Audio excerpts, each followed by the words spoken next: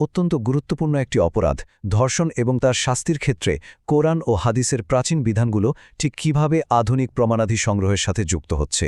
পবিত্র কোরআনের বিধান। ব্যভিচার বা এ জাতীয় অপরাধের ক্ষেত্রে পবিত্র কোরআনের নির্দেশনা কিন্তু অত্যন্ত আপোষহীন আর সুনির্দিষ্ট। এখানে খুব স্পষ্টভাবে অপরাধীদের ১০০ বেত্রাঘাত করার নির্দেশ দেওয়া হয়েছে। আর শাস্তির এই বিধানে বলা হয়েছে আল্লাহর নির্দেশ পালনের ক্ষেত্রে মনে কোনো রকম অনুকম্পা, দয়া বা দুর্বলতা রাখা চলবে না। ব্যাপারটা এখানেই শেষ নয়।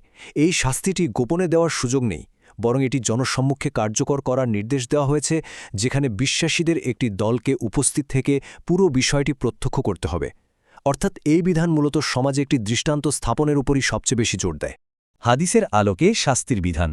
কোরআনের এই বিধানের পাশাপাশি মহানবীর হাদিস অপরাধীদের বৈবাহিক অবস্থার উপর ভিত্তি করে আইনি ফলাফলকে সম্পূর্ণভাবে বদলে দেয়। অবিবাহিত অপরাধীদের ক্ষেত্রে শাস্তিটা হল ১০০ বেত্রাঘাত এবং সেই সাথে ১ বছরের জন্য দেশান্তর বা নির্বাসন। কিন্তু অপরাধী যদি বিবাহিত হয় তাহলে বিধানটি আরও অনেক বেশি কঠোর হয়ে যায়। সেক্ষেত্রে ১০০ বেত্রাঘাতের পাশাপাশি রজম মানে পাথর নিক্ষেপ করে মৃত্যুদণ্ডের কথা বলা হয়েছে। বোঝাই যাচ্ছে অপরাধের মাত্রা আর ব্যক্তির সামাজিক অবস্থান বা বৈবাহিক প্রতিশ্রুতির উপর ভিত্তি করেই শাস্তির এই ভিন্নতা নির্ধারণ করা হয়েছে। চলে এলাম চতুর্থ পর্বে, অপরাধ, প্রমাণ ও আধুনিক প্রযুক্তি।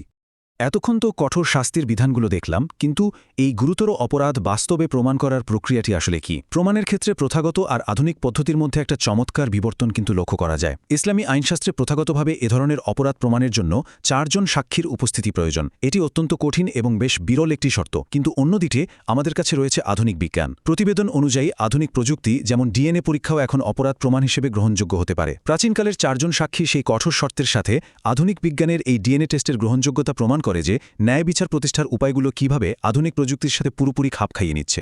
আমাদের প্রতিরোধ ও নৈতিক শিক্ষা। সমাজে অপরাধ দমনের জন্য কিন্তু শুধু এই কঠোর শাস্তিগুলোই যথেষ্ট নয়। এর জন্য প্রয়োজন একটি সামগ্রিক দৃষ্টিভঙ্গি। প্রতিরোধমূলক ব্যবস্থার প্রথম ধাপে রয়েছে নৈতিক শিক্ষার ওপর জোর দেওয়া, অর্থাৎ একদম শৈশব থেকেই মানুষের মাঝে সঠিক মূল্যবোধ তৈরি করা। দ্বিতীয় ধাপে বলা হয়েছে সামাজিক সচেতনতা বৃদ্ধির কথা। সমাজের প্রতিটি স্তরের মানুষ যেন এই ধরনের অপরাধের ভয়াবহতা সম্পর্কে পরিষ্কার ধারণা রাখে। আর তৃতীয় ধাপটি হল ইসলামের শিক্ষা ও অনুশাসনগুলো সক্রিয়ভাবে সমাজে অনুসরণ করা। শুধু শাস্তির ভয় দেখিয়ে নয়, বরং এই বহুস্তর ভিত্তিক প্রতিরোধ ব্যবস্থার মাধ্যমেই যে সমাজে এ জাতীয় অপরাধ মূল থেকে উৎপাটন করা সম্ভব, উৎসগুলো মূলত সেই বার্তাই দেয়। বিশ্লেষণের একদম শেষ পর্যায়ে এসে একটি গভীর ভাবনার বিষয় সামনে চলে আসে। প্রাচীন ধর্মীয় আইনশাস্ত্র আর ডিএনএ পরীক্ষার মতো আধুনিক ফরেন্সিক প্রযুক্তির এই সমন্বয় আধুনিক ন্যায় বিচারের ধারণাকে ঠিক কীভাবে রূপ দিচ্ছে। একদিকে রয়েছে ১৪০০ বছরের পুরনো অত্যন্ত কড়া একটি নৈতিক ও আইনি কাঠামো, আর অন্যদিকে রয়েছে ২১বিংশ শতাব্দীর অত্যাধুনিক বিজ্ঞান। এই দুয়ের দারুণ মেলবন্ধন আমাদের চোখে আঙুল দিয়ে দেখিয়ে দেয় যে ন্যায় বিচার প্রতিষ্ঠার যাত্রা আসলে কখনোই থেমে থাকে না। পুরনো আদর্শ আর নতুন প্রযুক্তির এই যুগলবন্দি সমাজকে আরও কতটা নিরাপদ করে তুলতে পারে তা সত্যি গভীর চিন্তার খোরাক যোগায়।